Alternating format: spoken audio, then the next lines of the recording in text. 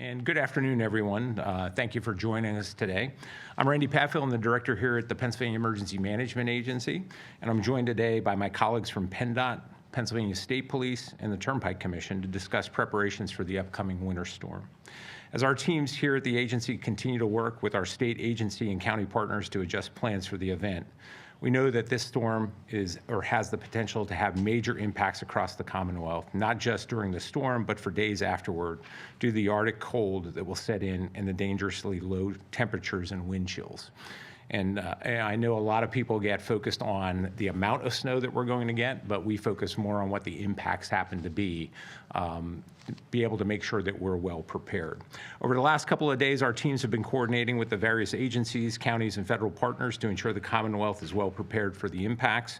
Just this morning, our teams met with Governor Shapiro to review the anticipated impacts and our collective readiness for this entire event.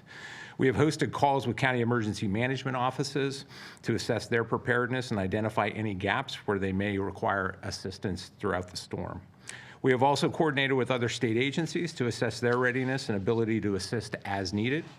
Yesterday, we activated our Commonwealth Response Coordination Center daylight hours for planning, resource coordination, and public messaging. And today, we will be finalizing the timing for a transition to 24/7 operations at the Commonwealth Response Coordination Center on Saturday or tomorrow for the duration of the storm and the continuing impacts in the following days. While no two storms are alike, we approach every winter storm with the same amount of concern for the safety of the residents of the Commonwealth and do everything in our power to minimize disruptions and provide assistance when and where needed in the most expedient manner. However, we can't do this alone. The public plays a significant role in preparedness activities. The sad fact is that despite our best attempts, this storm will most likely result in tragedy somewhere in the Commonwealth, whether it's a multi-vehicle accident while traveling during high-impact times on the roadways, accidental fires that occur from use of non-conventional heating sources, carbon monoxide poisoning from improper generator use during a power outage, or increased stress on heating systems that are not properly maintained, especially with the cold temperatures. The list goes on and on. While it's easy to become fatigued with the amount of messaging on these types of events, it's critical that the public do their part to be prepared not only for themselves and families, but also to assist neighbors in their communities during and after this impactful winter storm. Little things like families, once they dig out and assist their neighbors and check on family members and neighbors to make sure they're okay. It's like identifying your local fire hydrant and being able to dig it out so the fire companies have access to that if there's a fire in the community. I urge every Pennsylvanian to maintain their vigilance throughout the storm and the days that follow, monitor trusted media outlets for updates, and take appropriate steps to stay safe throughout the event. If anyone has questions on what to do or how to prepare for situations like we're about to face, we urge them to visit the ReadyPA website at ready.pa.gov. There, they will find information and helpful tips, including checklists for what to include in your home and emergency car kits and other helpful pieces of information. Now I'd like to turn the podium over to Secretary Mike Carroll from PennDOT to discuss their preparations. Thanks, Director Padfield. I'm Mike Carroll, the PennDOT Secretary. I'd like to thank the other agencies here today for their collaboration and work as we head into this weekend. This weekend, we are expecting the most significant statewide winter storm in several years. And we are mobilizing our PennDOT teams around the state to respond. We are already pre-treating roads in anticipation of the storm, and we will be working around the clock to keep our roads safe and passable. However, we're expecting snow to be falling at rates of 1 to 2 inches per hour during the height of the storm, which poses the real challenge for our plowing operations. For us, rate of snowfall is as important as the amount of overall snow. Please remember that while snow is falling, roads will not be completely clear of snow and ice. Starting at midnight Saturday into Sunday, we will be implementing a Tier 4 vehicle restriction on the entire interstate network and on the Pennsylvania Turnpike and all of its extensions, along with other major roadways in Pennsylvania. And of course, a Tier 4 restriction means no commercial vehicles are permitted starting again Saturday night at midnight into Sunday. Additionally, all school buses, commercial buses, motor coaches, motorcycles, RVs, motorhomes and passenger vehicles that are towing trailers are not permitted on roadways while the Tier 4 restriction is in place. The decision to implement these restrictions was made with the intention of balancing safety for everyone on the roadway, including commercial drivers. And of course, we will remove the restrictions as soon as conditions warrant. Check 511pa.com for the latest on vehicle restrictions. Again, 511pa.com, a wonderful resource for information during the storm. PennDOT has more than 2,600 plow trucks and rented plow trucks, a full supply of salt, and well over 5,000 workers at our stockpiles across the state in every county ready to respond. And while our PennDOT teams are out in force working to keep roads safe and passable, it truly is critical that you all, the public, avoid travel as much as you can. My preference would be a Sunday stay-home day, watch the NFL games despite the fact that the Eagles and Steelers are not playing, probably a wise move. We always prioritize higher traffic roadways when we plow, and we make sure that we keep those roadways first, foremost safe and passable, and then proceed to the secondary and tertiary roads. We will move equipment before the storm to address specific regional needs, and as the storm unfolds, we'll direct resources, equipment, and manpower to meet specific needs in specific counties. And as I said, 511pa.com is a continuing resource for travel information. Again, if you have to go out, it'd be a smart thing to check PA, 511PA. When the storm leaves our Commonwealth, our mission will continue. As with every storm, we will continue to treat roadways throughout the storm and after the storm with blowing and drifting and other such needs. PennDOT's folks are ready to meet the challenge that's before us. We ask that you be our continued partner in keeping roadways safe, and the best way you can do that is to just stay home. If, and I hope it's not happening, but if you do drive, please be safe. Leave extra space, slow down, safety first for everyone on the roads. I'm thankful for the work that the PennDOT folks will do over the next few days. They're dedicated public servants. They work really hard to meet the needs of Pennsylvanians, and I'm proud of the work that they do. And I'm happy to turn the podium over now to my friend Mark Compton from the Turnpike. Thank you, Secretary Carroll. You know, in our business, we're either planning for winter or we're in winter. And we are ready to put that plan in place starting this weekend. And a key part of that plan has been communication and coordination. And I can tell you, with the leadership of my colleagues behind me, the coordination and communication has been the best it's been in my career here at the Turnpike and with PennDOT.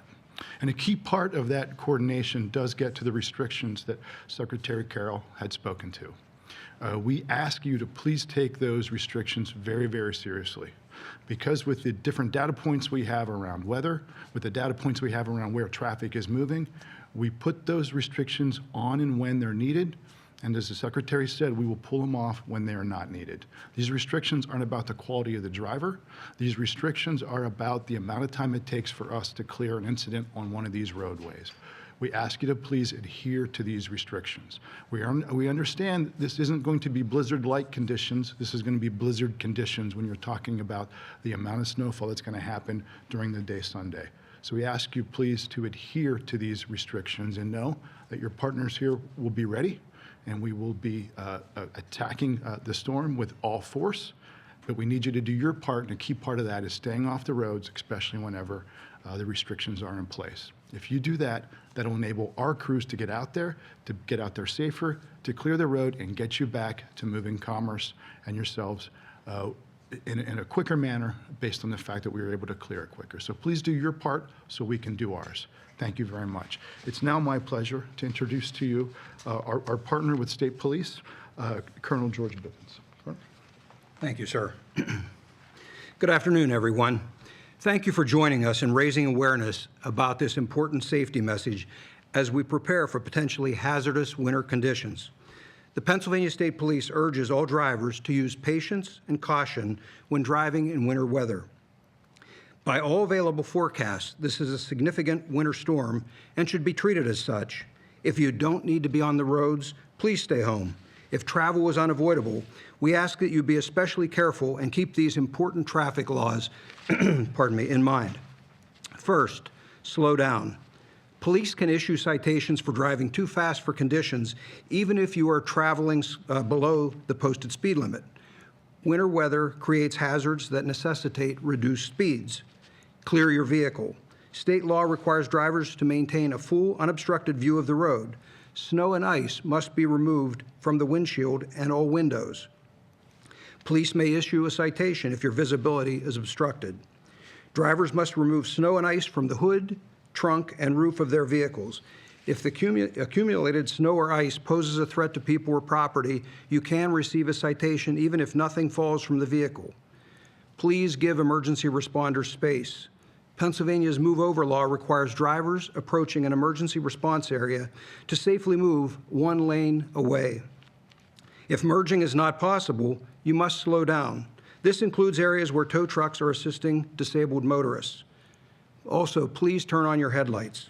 State law requires headlights to be on whenever windshield wipers are in use due to precipitation such as snow or sleet. If you are involved in a crash or slide off the road and become stuck, please remain in your vehicle. Do not stand outside of your car, on or near the roadway. In most situations, you will be safer inside your vehicle with your seatbelt fastened and your hazard lights activated. Adjust your driving conditions for winter, or driving technique rather, for winter conditions. Slow down, increase your following distance, and avoid sudden stops or sharp turns. Use extra caution on bridges and ramps, which freeze more quickly than other road surfaces. In heavy or blowing snow, use low beam headlights. Be aware of vehicle restrictions and reduce speed limits on the turnpike, interstates, and roadways. As this winter storm impacts the Commonwealth, our troopers stand ready to respond. The Pennsylvania State Police will have additional troopers available to handle emergencies as they develop. If you need assistance, call 911 and we'll get to you as quickly as possible. In summary, please be prepared, monitor changing weather conditions, and avoid unnecessary travel. Staying off the roads helps emergency responders and road crews do their jobs and keeps everyone safe. Your choices on the road can protect your life and the lives of others. At this time, we'll open it up to any questions that any of you may have. Hey, Randy, what makes this storm particularly dangerous? I know we haven't had one like this in a while. What should people kind of be keeping in mind, given that there are some real dangers? So as I indicated in my remarks, we look at the impacts, right? So we know there's going to be travel impacts. We know that there's potentially going to be critical infrastructure impacts after this. I think it's the combination of the snow, which is a lot more than we've seen in recent years, but also the extended duration cold. So the latest updates that we received is, at least a week where we're going to be kind of below freezing. So we see a lot of impacts from that, and we anticipate those. So loss of heating systems for congregate care facilities, or multi-family dwellings, those types of things. We see more water main breaks. We see increased residential structure fires, those types of things. So it's a combination of the snow. Obviously, we know what the impacts are going to be there, and we're committed, that's why we're activating the Commonwealth Response Coordination Center, to be able to shorten our reaction time to any needs that the counties may have or the communities may have, but also to share information. Secretary Carroll and Mark talked about the travel restrictions and bans. We meet every 2 hours or sooner to be able to review those, to see if we can lift those or to see how they're working. So we're really committed to that. But I think it's a combination of factors with this. It's snow that we haven't seen in a number of years to this degree, and it's also the extended cold that we're going to see. You mentioned how each storm has its own attributes. I guess the last one analogous to this was December 2020. We got, 11 inches or so, and that one changed over to sleet also part of the way through. But then we didn't have the cold that you talked about, including in advance of this one. I'm just wondering whether it's you or Mike or Mark talk about sort of those very specific things about this storm, how that might change how you approach it compared to even another storm with this amount of snow. Sure, I'll turn it over to Mark here, but we look at each storm differently, and there's a lot of information, a lot of data points that we take into consideration that we use to inform our decisions. And ultimately, the forecast is the forecast right up until the precipitation starts, and then we get into nowcasting. So we have a state meteorologist. We work with the National Weather Service offices. We have good weather data that comes in from the roadway weather information system that PennDOT has and the Turnpike has. We take a look at all those data points to kind of adjust what our plans happen to be. So we take a look again at the impacts in totality and then try to prepare for those, because there's, in our business, we talk about, people talk about best practices. There's really no best practices, because if you change one of the variables, right, on the storm or something like that, that completely throws off what our plan should be. And that's why we make sure that we're flexible and can adjust on the fly. But Mark. Yeah, just in terms of like the extreme cold, also in advance of this one, and then kind of the fluffy snow changing over to sleet, anything specific that. So we're in the process now of brining the roadways in anticipation of the storm. So that is already underway, and that will continue through today and into tomorrow. And the forecast doesn't call for ice, at least at this moment, which is really helpful for us. So a snow or snow-sleet combination, there's not much of a nuanced difference there in terms of our response. So ice would be more problematic and raise more concerns, but I'd say we're prepared at this point. Secretary, there's a lot of people who are going to hear this. They're going to say, I understand all of these warnings. I'm still going to drive down to the store to go get something to eat or get something to drink. What do you think you would say to people who maybe aren't taking this as seriously as they might? I'd say that you're putting your life at risk and you're putting others' lives at risk, or you're putting your health at risk and you're putting the health of others at risk. Is it really worth it to go down to the corner store? I realize there's a lot of nuance to this, but can you talk about sort of where PennDOT's responsibility ends and where the responsibility in terms of treating roadways and so forth? Essentially, somebody wakes up Monday and there's a road that's off not yet. Whose responsibility was that? So, of course, there are city and township and borough roads in addition to the PennDOT's and the Turnpike's roadways, and the average person may not know the nuance of all of that. But I would offer that the partners that we have in local government do a good job. They will be put to the test, as we will be with this storm. But I have every confidence that they will do a good job.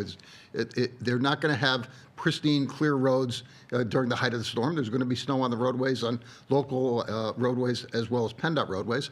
But they will work hard and they will do their best. And depending on the size of the township, a smaller township would have fewer resources than a city would. But our local partners do a good job. And then does FEMA get involved? If there's somebody who, and our meteorologist tells us there's maybe a better than average chance with this one of people, of it being, especially if you're sort of off a tertiary road, of it taking some time. Does FEMA get involved if there's somebody in a bad situation, but off a road that would be sort of the responsibility of somebody? The answer to that is it depends. So we're part of a tiered system, right? So every municipality in the Commonwealth has a municipal emergency management coordinator. We work with the counties, obviously, in the county emergency management offices, but we may get to a point where there's specialized resources that are needed. I can think of an event a number of years ago where there was somebody on the top of a mountain, and they had called 911 and they didn't have the resources to get there. So that came to us, and we work with the team to try to figure out what are the best resources, reach out, talk to the National Guard to see what they have, see what other state agencies have to be able to provide that resource, even taking a look at aviation resources, things like that. So it just depends. If it can be coordinated and handled at the local level or the county level, we may never get involved with that. But if it's beyond their capability, it will come to us. And then we'll work it with, a team of experts to be able to figure out what the courses of action happen to be and pick the best course of action.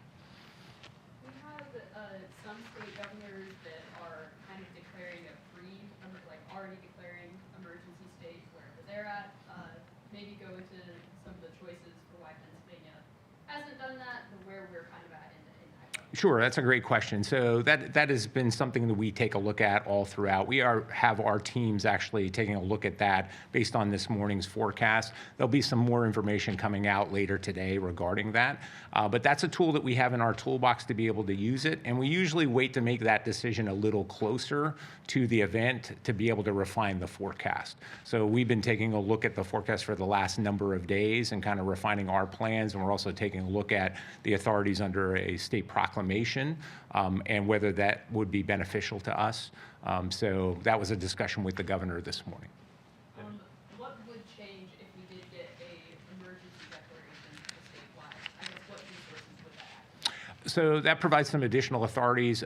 Predominantly, it's funding to be able to support state agency response, right? So we have state agencies that are going to be involved in the response. We'll be activating the Commonwealth Response Coordination Center. We'll be bringing other state agency representatives in. So it would be anything that we would need to be able to respond to the storm. But it's also certain other authorities that the governor may have under the disaster proclamation. It just depends on what we would need. Some of the things on the transportation side, we take a look at hours of service waivers, those types of things that we may need for fuel delivery. So there's not one specific thing. You know, we take a look at what we need based on the impacts of the event. How, have you heard from the federal government at all about this? Have they offered any resources or gotten involved? We have actually. So we were on, in fact, right before I came down here, we're on a coordination call with the National Response Coordination Center and FEMA, and the FEMA regions were on it as well. We had a FEMA region coordination call earlier this morning, director's call. We had a call yesterday. I believe the DHS secretary did reach out to make contact with the governor as well. So the federal government has been, willing to be able to provide resources, anything that we need at this point in time. The one good thing about Pennsylvania and the Commonwealth is we're pretty robust when it comes to resources. We've seen winter weather before. We have good plans in place. Secretary Carroll alluded, a lot of really good people out there to be able to maintain the roads.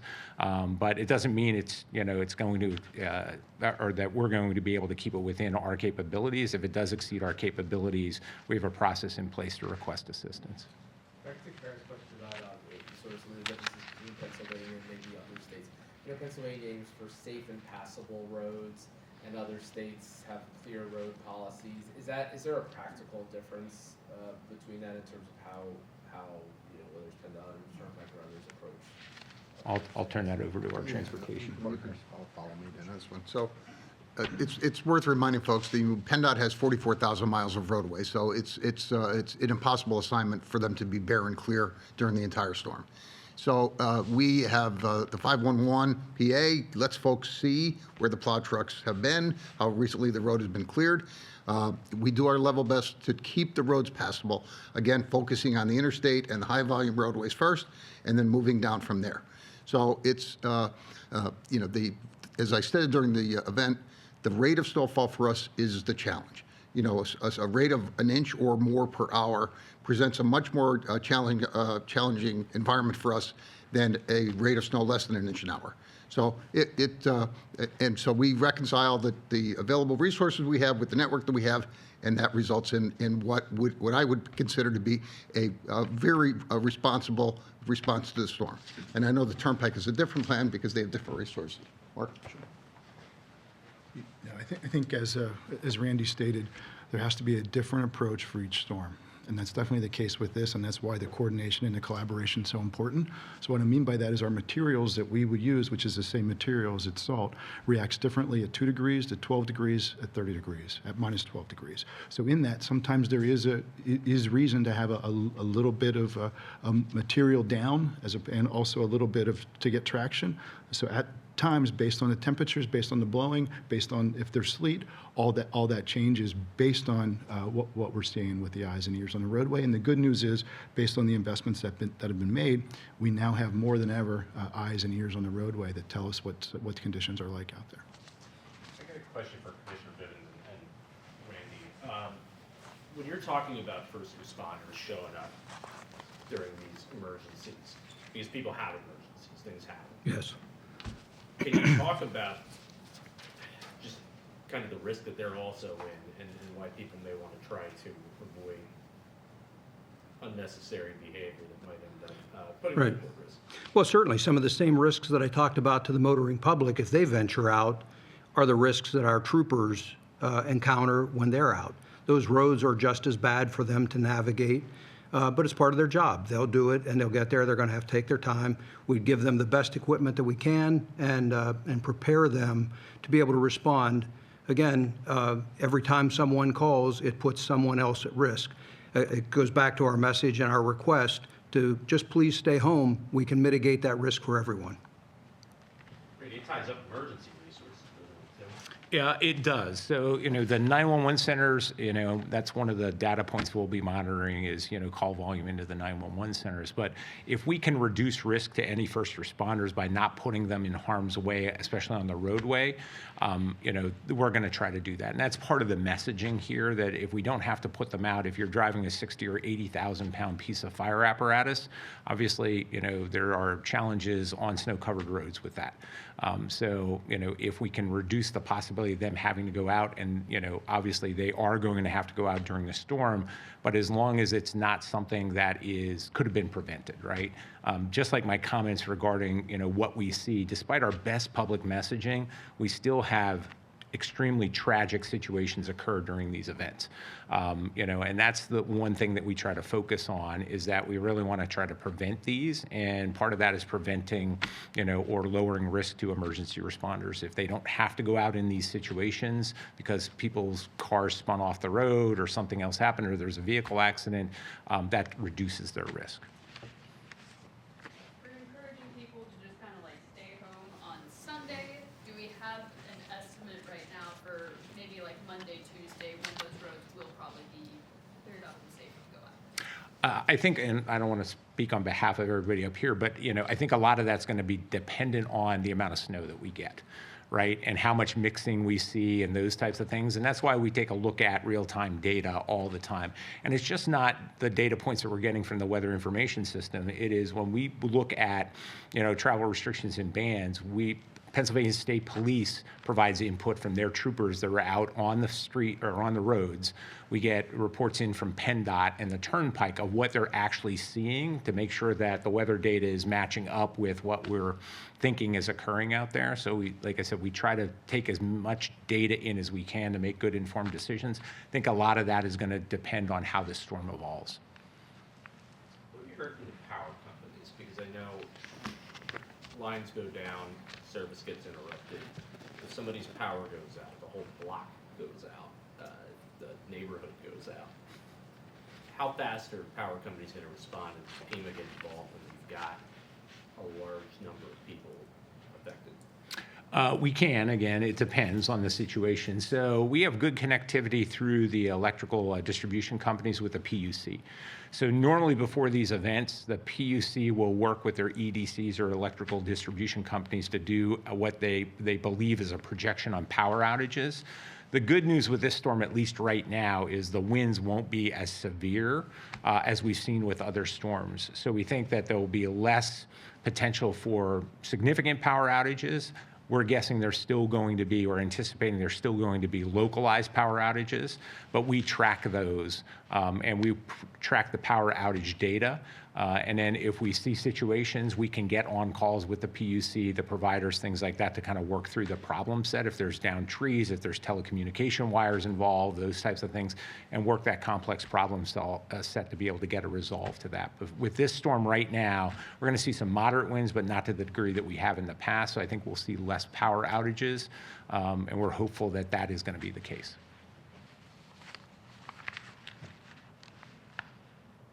Any other questions? Okay, thank you all. All right, thanks, everybody.